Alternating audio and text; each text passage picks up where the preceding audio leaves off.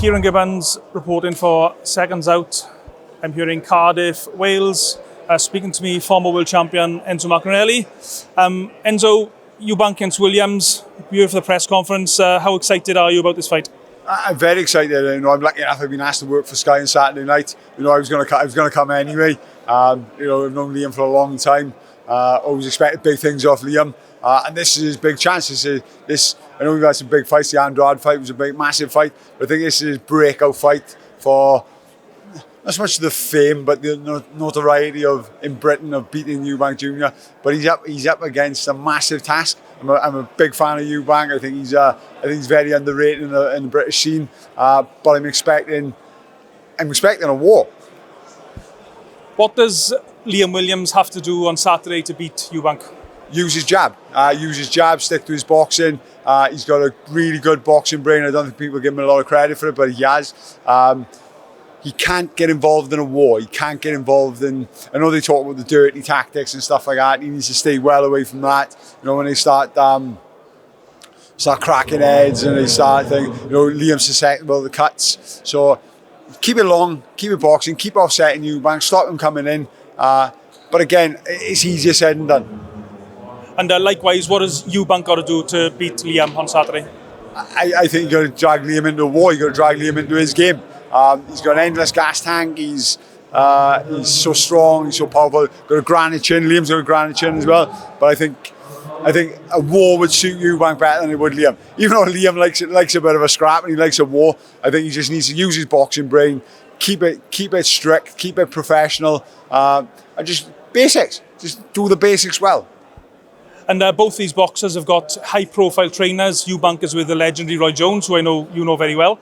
And, of course, Liam Williams is now with Adam Booth. Will the trainers be a factor, do you think? To be honest, Ciaran, I've been thinking about this, and it really could come down to the trainers. Roy Jones Jr., one of the greatest fighters ever lived. I take my hat off. There's nothing else you can say about him. He's one of the greatest fighters ever lived.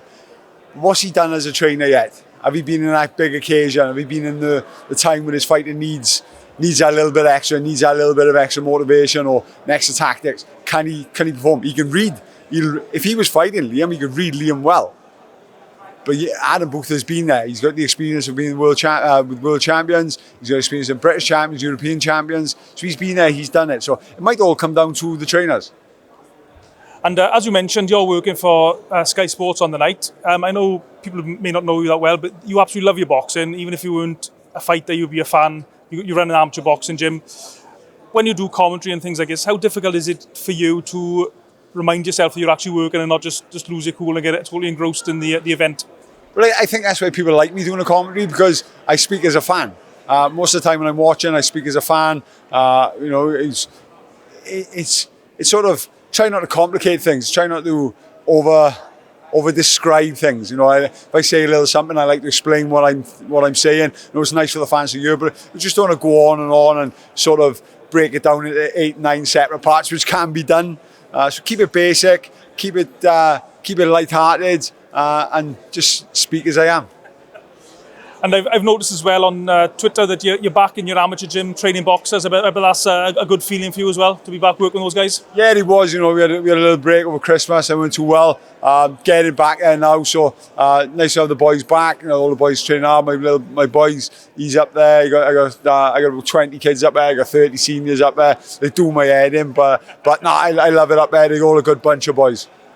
And what's your take on the heavyweight scene, Enzo? I know you follow boxing very closely, but the Fury, White, AJ, Usyk.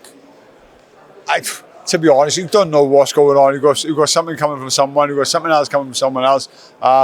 You see on Twitter and you see the fans, so-and-so scared of them, so-and-so scared of them. No one's scared of no one. No one's scared of no one. You've got White, Fury, Usyk, and Joshua.